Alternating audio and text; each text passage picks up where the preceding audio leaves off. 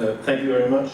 It's a pleasure to be here again. I think one of my advantages is that I've been working in a lot of countries. The last time I had a count was that I've been active either as a businessman or as an economist in 59 countries, which gives some kind of experience.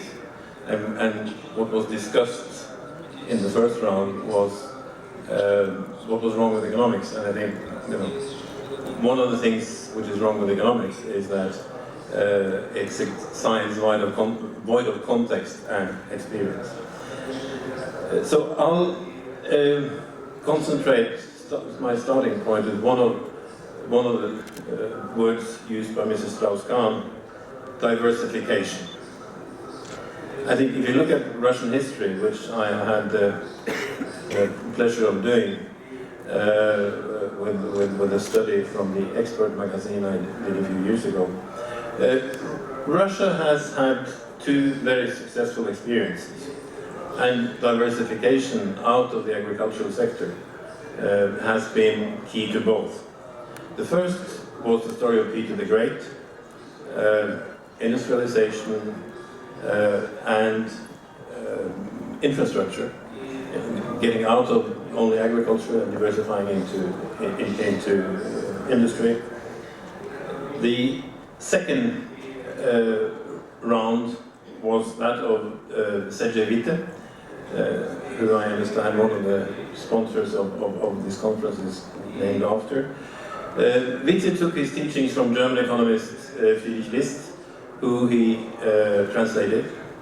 And Witte's idea was essentially the same as Peter the First.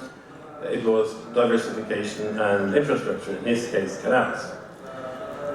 A very interesting story I came around recently was that when the Bolsheviks took over, what they took over almost without changing was the unit that Sergej Witte had built up for industrialization of Russia. So in a sense, the Bolsheviks also made their development strategy based on Friedrich List.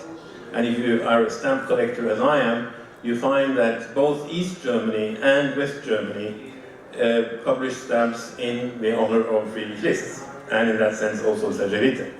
So I think we have come to think of the two parts of capitalism, of the Cold War, as being very different. Communism and capitalism. Well, communism and capitalism wasn't really that different.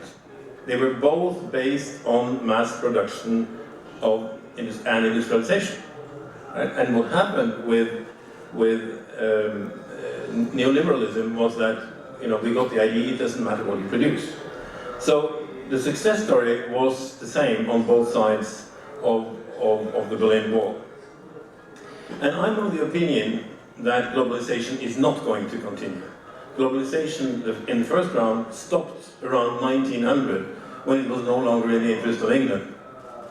If you look at the US system today, you find that the candidates who are the outsiders, Mr. Sanders and Mr. Trump, representing in a sense the extreme left and right, they are both for protecting the US industry.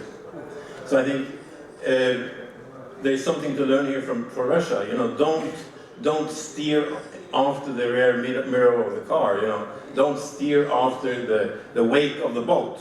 See where the boat is heading, and the boat is heading into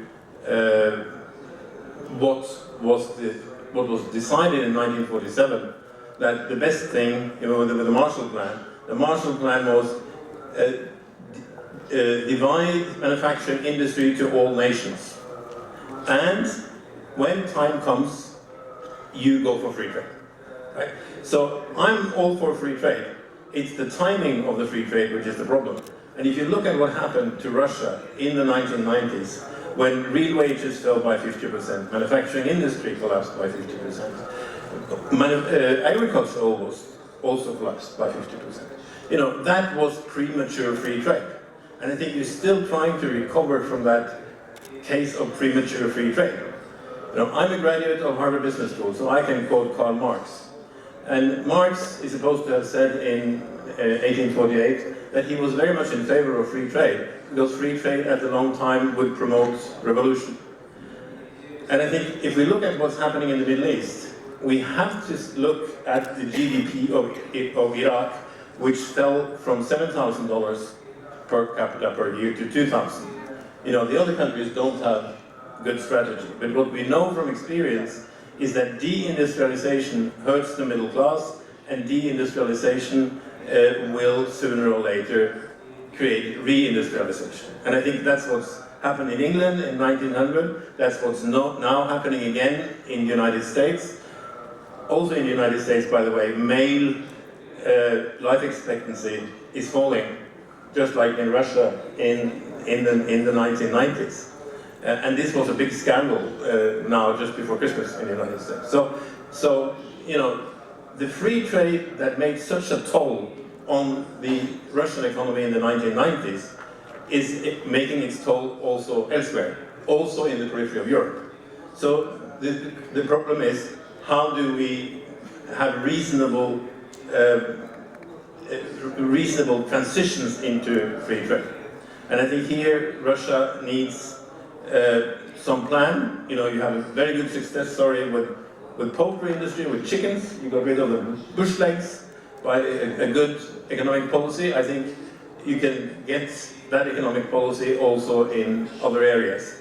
And it's not only high-tech. High-tech is good, it doesn't produce a lot of jobs. That's the problem.